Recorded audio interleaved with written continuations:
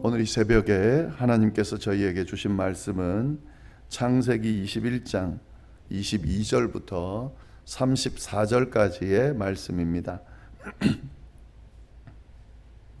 창세기 21장 22절부터 34절까지의 말씀 우리 함께 교독하도록 하겠습니다. 제가 먼저 22절을 봉독합니다.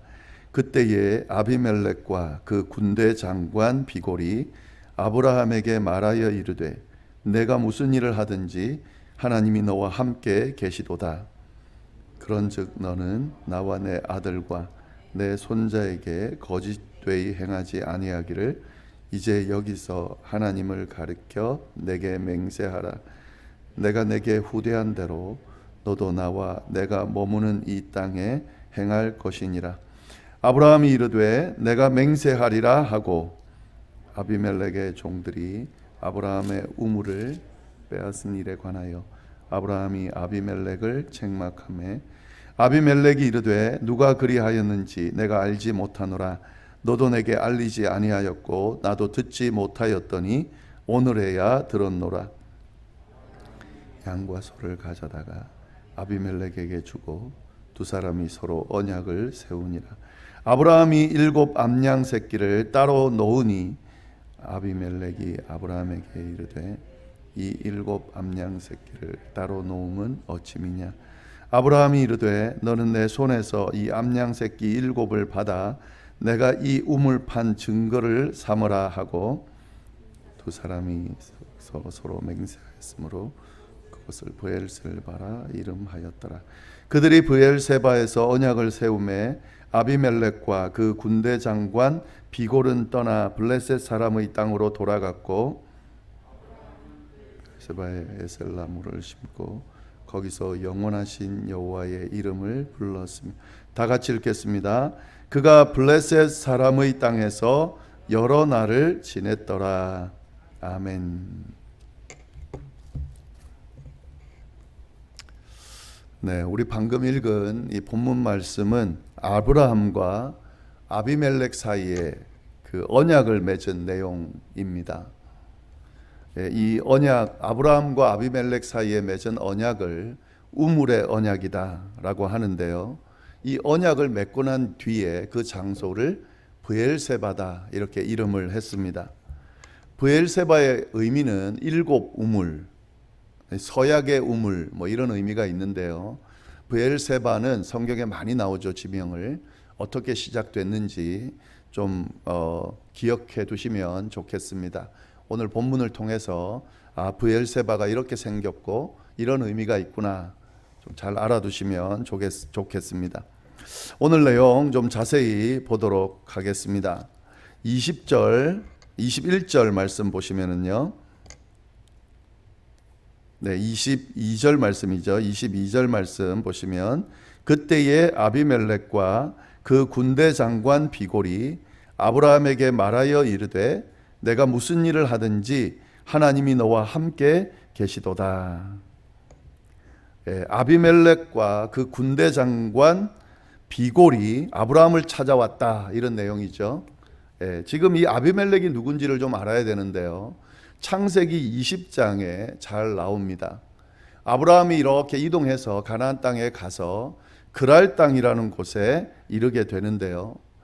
그 그랄 땅에 가서도 이 아브라함이 사라를 자기 누이다 이렇게 속여요. 그 전에도 그랬는데 이 그랄 땅에 가서도 그렇게 자신의 아내를 사라라고 속이게 됩니다. 이 그랄의 왕이 바로 아비멜렉인데 이 아비멜렉이 사라가 아브라함의 누이라니까 그를 취하려고 하다가 하나님께서 막으셔서 더 이상 진행하지 않게 되고 큰일 날 뻔한 그런 일을 겪게 되면서 아브라함에게 그걸 책망하고 또 도리어 잘못한 것에 대한 환대를 하게 되죠. 아비멜렉은 이 아브라함이 그랄 땅에 머물렀을 때 그 지역에 있는 왕이 바로 아비멜렉입니다. 이런 사건 때문에 이 아브라함을 그랄 땅에 살게 하는데요. 아비멜렉은 그랄의 왕이고 아브라함은 그 땅에 사는 거류민, 잠시 머무는 그 땅의 백성은 아니죠. 그러나 머물고 있는 거류민입니다. 이 배경을 좀 잘 알 필요가 있는데, 이렇게 이제 아브라함이 아비멜렉의 땅에, 그랄 땅에 살게 되면서 어느 정도 시간이 지났어요. 어느 정도 시간이 흐른 후에 아비멜렉이 자기의 군대 장관 부하와 함께 찾아왔다. 이것이 이제 본문의 배경입니다. 찾아와서 뭐라고 했느냐? 내가 무슨 일을 하든지 하나님이 너와 함께 계시도다. 아비멜렉이 아브라함을 찾아와서 지금 이 고백을 하는 겁니다. 내가 무슨 일을 하든지 하나님이 너와 함께 계시도다. 다르게 표현하면 이렇게 되는데요. 아브라함이 하는 모든 일에 하나님께서 함께 한다. 이렇게 지금 고백하고 있는 거죠. 여러분, 이 고백을 좀 잘 보시면 좋겠습니다. 아브라함은 하나님이 함께하는 사람이구나. 이 정도 의미 이상의 의미가 있습니다. 왜냐하면 아비멜렉은 이방인이죠. 하나님을 믿는 백성이 아니에요. 그런데 지금 하나님을 믿는 백성이 아닌, 하나님을 알지도 못하고 믿지도 못하는 그가 아브라함을 향해서 뭐라고 지금 이야기하냐면, 너가 하는 모든 일에 하나님이 함께 하시는구나. 이렇게 지금 평가하면서 고백하고 있다 하는 거죠. 이방인이 보기에도 이 아브라함을 가만히 지켜보니까 하나님이라는 존재가 있고, 그 하나님이라는 존재가 아브라함과 함께 하고 있다고 지금 느끼고 있다는 거죠. 그리고 그것을 고백하고 있다 하는 거죠. 여러분, 이 고백은, 이 평가는, 아브라함에 대한 평가죠.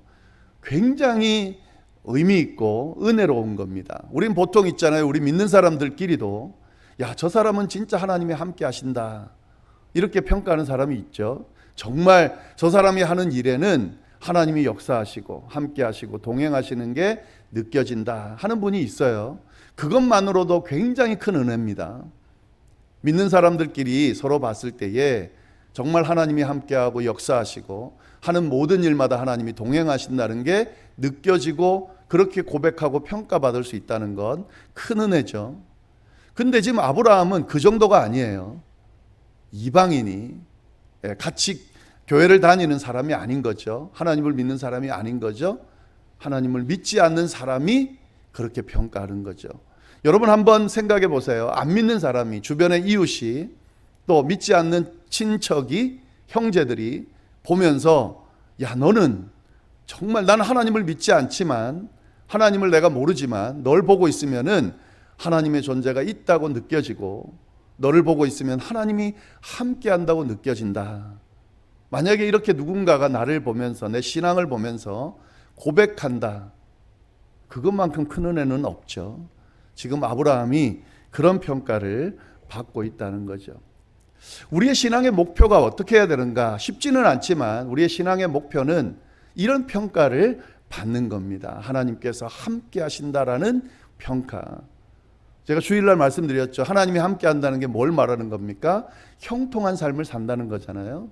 하나님이 함께함으로 형통한 삶을 사는 것, 이것이 바로 하나님을 믿는 백성의 목표죠. 어떤 면에서는요. 그런데 이 목표가 어디까지 미쳐야 되냐면, 같이 신앙생활하는 주변 성도들이 평가하는 것을 넘어서 믿지 않는 사람들이 보면서 이런 평가를 내릴 수 있어야 된다 하는 거죠. 그 정도는 돼야 정말 하나님을 제대로 믿고 하나님이 정말 동행하시는 사람이다, 이런 평가를 받게 되는 거죠.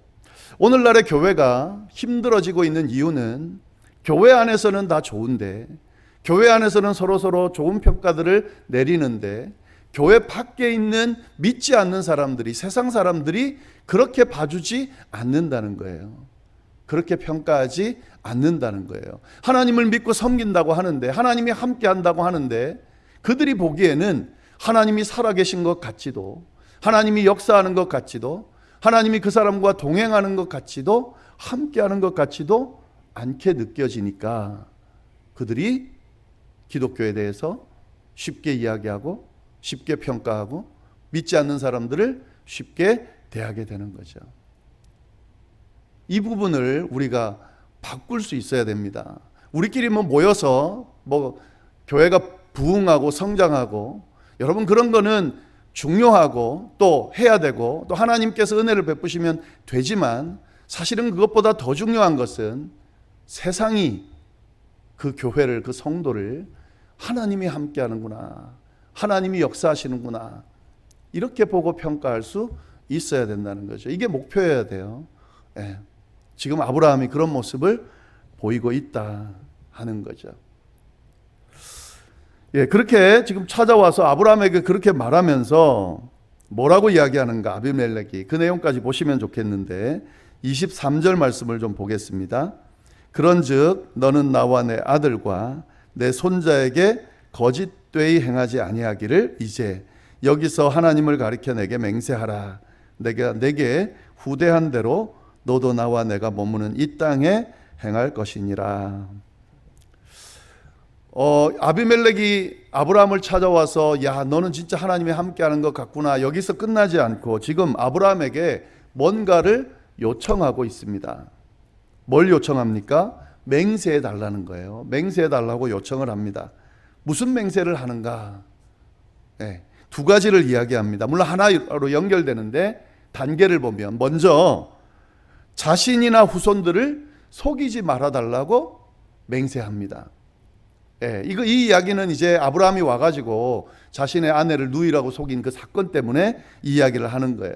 속이지 말아달라고 먼저 맹세하라고 이야기하고, 왜 이 이야기를 하냐면 그 다음 이야기가 뭐냐면, 자신이 아브라함이 이 그랄 땅에 살게 한 호의를 베푼 거잖아요. 그처럼 아브라함에게 자신과 자신의 자녀들과 자신의 후손들을 잘 대해달라고, 호의를 베풀어 달라고 부탁을 하는 거죠. 그리고 그것을 맹세해 달라고 요청을 하고 있는 거죠. 예. 아비멜렉이 지금 아브라함에게 거짓말 좀 하지 말고 나와 나 자녀와 내 자손들을 후대해 달라고, 내가 지금 당신을 후대한 것처럼 그렇게 잘 대해 달라고 요청하면서 그렇게 하겠다고 맹세하라고 지금 요청하고 있는 거죠. 여러분, 이거는 굉장히 어색한 모습입니다. 지금 아비멜렉이 누구냐면 그랄의 왕입니다. 그 지역의 왕이에요. 아브라함은 누구냐면 잠시 그 땅에 빌려서 지금 지내는 거류민입니다. 누가 더 도움이 필요하겠어요? 아브라함이 더 도움이 필요하겠죠. 왜냐하면 아비멜렉은 왕이기 때문에 거의 다 가지고 있잖아요. 다 누릴 수 있잖아요. 아브라함에게 부탁할 게 뭐가 있겠습니까? 자기 땅에 살고 있는, 그것도 얹혀 살고 있는 그 사람에게 뭘 부탁할 게 있겠습니까? 그런데 지금 아비멜렉이 아브라함에게 와서 자기를, 또 자기 자손을, 자녀를, 자기 자손을 후대해 달라고 지금 요청하면서 맹세하고 있다 하는 거죠. 참 아이러니하죠. 근데 이게 지금 성경에 나오는 사실이라는 거죠. 왜 아비멜렉은 아브라함에게 이런 요청을 할까? 이게 지금 아까 아브라함에 대한 평가가 들어가 있는 거죠. 아비멜렉이 보니까 이 하나님이라고 하는 신이 있고 그 강력한 신이 아브라함과 함께 하고 있다는 게 느껴지는 거예요. 그리고 그 모습이 모든 걸 다 가지고 있는 자기보다 훨씬 더 강하고, 그리고 자기가 갖고 있는 것보다 훨씬 더 좋아 보이는 그런 모습이기 때문에 아브라함에게 이렇게 이야기하는 거죠. 그리고 아브라함이 훨씬 더 강하다고 느끼기 때문에 도리어 아브라함에게 자기의 자녀와 자손들을 부탁하고 있다 하는 거죠. 여러분, 하나님이 함께 하신다는 것, 그것이 그냥 하나님이 함께 하는구나 이 정도 같지만, 진짜 하나님이 함께 하는 사람 있잖아요. 야, 저 사람은 진짜 하나님이 함께 하는구나, 강력하게 붙들고 있구나 하는 사람을 보면 진짜 부럽습니다, 여러분. 근데 그 부러움은 믿는 사람들 중에 뿐만 아니라 믿지 않는 사람들이 보기에도 그런 느낌을 가지게 합니다. 그리고 때로는 그가 하나님을 알지 못하고 믿지 않음에도 불구하고 와서 기도해 달라고 그러고, 나도 너가 믿는 그 하나님을 믿고 싶다고 말하는 그런 역사들이 일어난다는 거죠. 지금 아브라함에게 그런 일이 일어나고 있다 하는 거죠. 하나님이 함께하는 삶이라는 것이 그냥 교회 열심히 다니고 하나님 믿는구나, 종교생활 하는구나, 이 정도의 의미가 아니라는 거예요. 하나님이 함께하는 삶은 이방인들도, 이 세상 사람들도, 믿지 않는 사람들도 부러워할, 그리고 믿지 않는 사람들도 요청할 만한 그런 삶이다 하는 거죠. 아브라함의 이 모습을 통해서 우리가 이 사실을 깨달을 수 있습니다.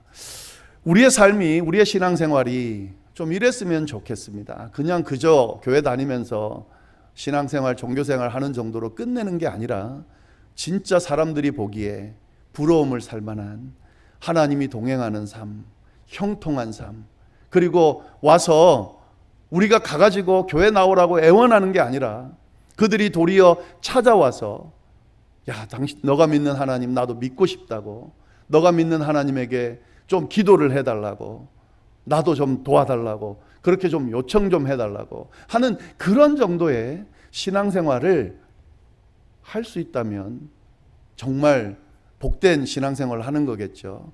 우리가 그런 신앙생활을, 그런 목표를 가지고 좀 할 수 있으면 좋겠습니다. 삶이 끝나고 나도 마찬가지입니다, 여러분. 참 재밌는 거는 삶이 끝났어요. 이제 이번에 그 여행 갔다 오면서 어떤 분이 그런 이야기를 하시더라고요. 살아있는 게 더 낫지 않냐고. 예. 그러니까 어떤 분은 지금 세상을 떠나가지고 이 좋은 여행을 못 가는데, 예. 누구는 살아서 이렇게 여행을 하니까 참 좋다고. 예. 신앙생활을 막 이렇게 열심히 잘 하지 않는 그런 분이에요. 예. 그런 분이 그런 이야기를 하더라고요. 맞습니다, 여러분. 세상적으로는 그래요. 세상적으로는 이 세상에 살면서 한 살이라도, 하루라도 더 살면서 여기서 누릴 걸 더 누리는 것이 더 좋겠죠.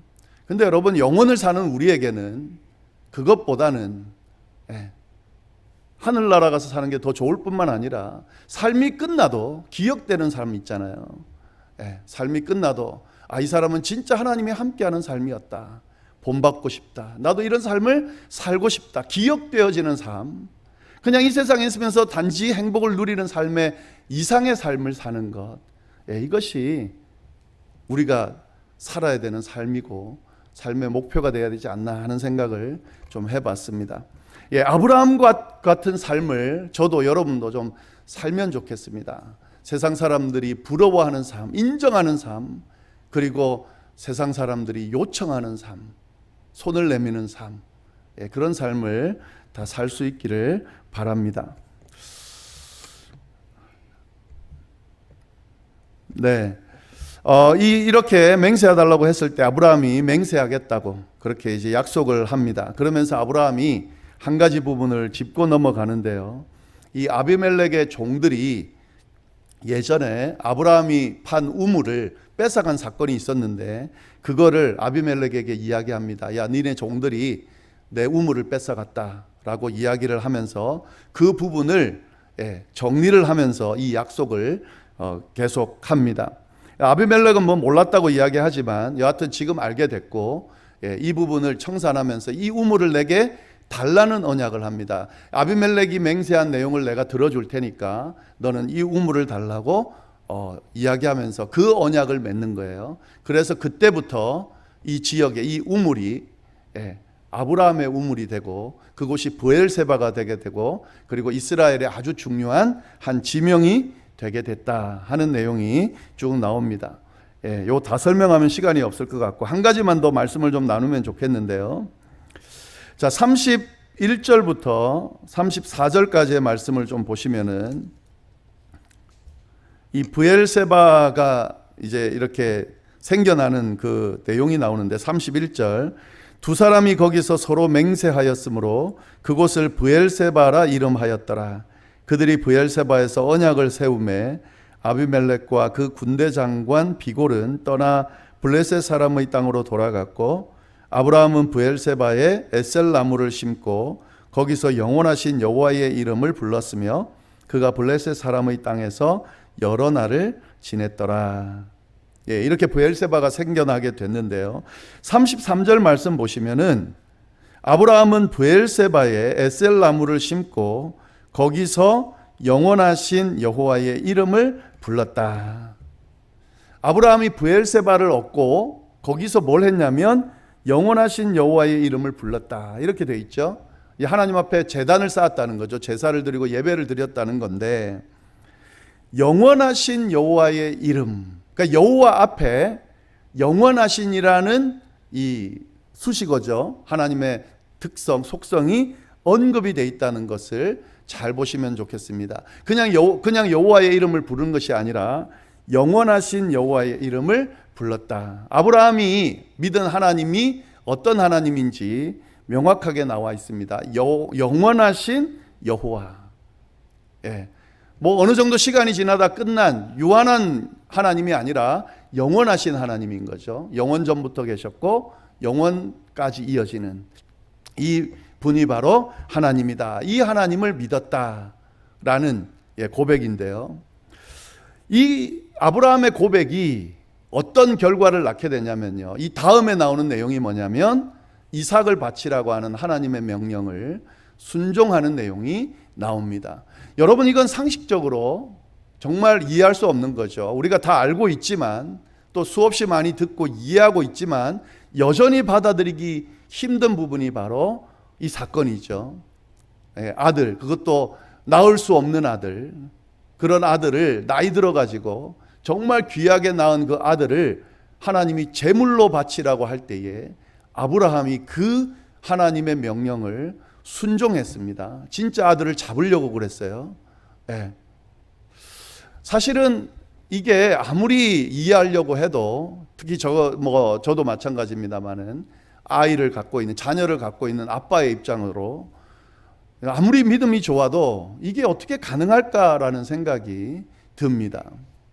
성경이 그렇게 이야기하니까 아브라함이 믿음이 좋았나 보다 생각하지만 아브라함도 마찬가지였을 거란 생각이 듭니다. 자기 아들을 하나님 앞에 바친다.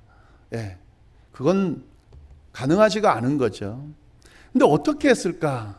여러분, 이 영원하신 여호와를 향한 믿음, 이 믿음이 이걸 가능하게 했다는 사실을 우리가 잘 주목할 필요가 있습니다. 영원하신 여호와의 이름을 부른 그 시점부터 아브라함은 이삭을 하나님께 바치라고 할 때에 그 명령을 따를 수 있었다는 거죠. 왜요? 자기가 믿는 하나님은 영원하신 하나님이거든요. 이삭의 생명을 혹 앗아간다 하더라도 그것이 끝이 아니라는 사실을 아브라함이 믿었기 때문에 순종할 수 있었던 거죠. 우리가 인간적인 생각으로 유한한 인생을 살아가는 우리의 관점으로는 지금 당장 이삭을 잃는 것처럼 느껴지지만 영원하신 하나님의 입장에서 봐서는 이삭을 잃는 것이 아니라는 사실을, 아닐 거라는 사실을 믿고 바라볼 수 있었던 거죠. 하나님께서 그를 구해 주실 것이라는 사실을, 혹 그의 생명을 앗아가는 한이 있더라도 이 이삭을 그렇게 끝내지 않고 영원까지 이어갈 것이라고 하는 믿음이 있었기 때문에 이 말씀에 순종할 수 있었던 거죠. 여러분, 영원을 바라보는 사람은 유한한 삶에 얽매이지 않을 수 있습니다. 우리 눈앞에 있는 유한한 것에 매이지 않습니다. 영원을 바라보고 영원을 믿는 사람들은 우리 눈앞에 있는 것에 매여서 그것이 마치 전부인 것처럼 움켜쥐고 놓지 않으려고 하지 않는다는 사실을 오늘 말씀을 통해서 우리가 잘 깨달을 수 있습니다. 영원하신 하나님, 그 하나님이 우리가 믿는 하나님이고, 그 영원하신 하나님이 우리를 이 유한한 삶을 넘어 영원으로 인도하실 것이라는 사실을 믿고 사는 사람들이 바로 우리 그리스도인이라는 사실을 잊지 않으실 수 있기를 간절히 바랍니다. 기도하겠습니다. 하나님 아버지, 참으로 감사합니다. 주님께서 주신 이 말씀 안에서 또 여러 가지 깨달음들을 주시고, 무엇보다도 하나님이 어떤 존재인지, 또 하나님이 함께 하신다는 것이 어떤 의미인지 주여 깨닫게 해주시니 감사를 드립니다. 하나님, 저희의 삶이 하나님이 함께하는 삶이 되기를, 또 이 하나님이 함께하는 삶이 믿는 자들뿐만 아니라 믿지 않는 자들도 보고 느끼고 인정하는 삶이 되기를, 그런 복된 삶을 살게 되기를 주여 허락하여 주옵소서. 하나님 또한 영원하신 하나님을 믿는 믿음을 가진 신앙인들이 다 될 수 있도록 인도하여 주옵소서. 믿는다 하면서, 하나님을 믿고 따른다 하면서 눈앞에 있는 유한한 세상에 얽매여서 이 시선을 벗어나지 못하는 그런 어리석은 삶이 아니라 영원하신 하나님을 믿는 것처럼 영원으로 이어지는 그 삶을 우리가 바라보면서 이 세상을 넘어 영원한 삶을 바라보며 사는 우리의 삶이 되도록 주여 인도하여 주옵소서. 하나님 아버지, 오늘 하루도 주님의 은혜 가운데 잘 보내게 하시고 내일 거룩한 주일 잘 준비해서 맞을 수 있도록 인도해 주옵소서. 이어서 하나님 중보의 기도, 또 개인적인 기도를 드릴 텐데 하나님 그 기도에 귀 기울여 주시고 꼭 응답해 주시기를 간절히 바랍니다. 그래서 하나님께서 우리의 기도에 귀 기울이시는구나, 응답해 주시는구나, 우리와 함께 하시는구나 느낄 수 있도록, 고백할 수 있도록 주여 역사하여 주옵소서. 함께하여 주시리라 믿고 이 모든 말씀을 살아계신 예수님의 이름으로 기도드립니다. 아멘.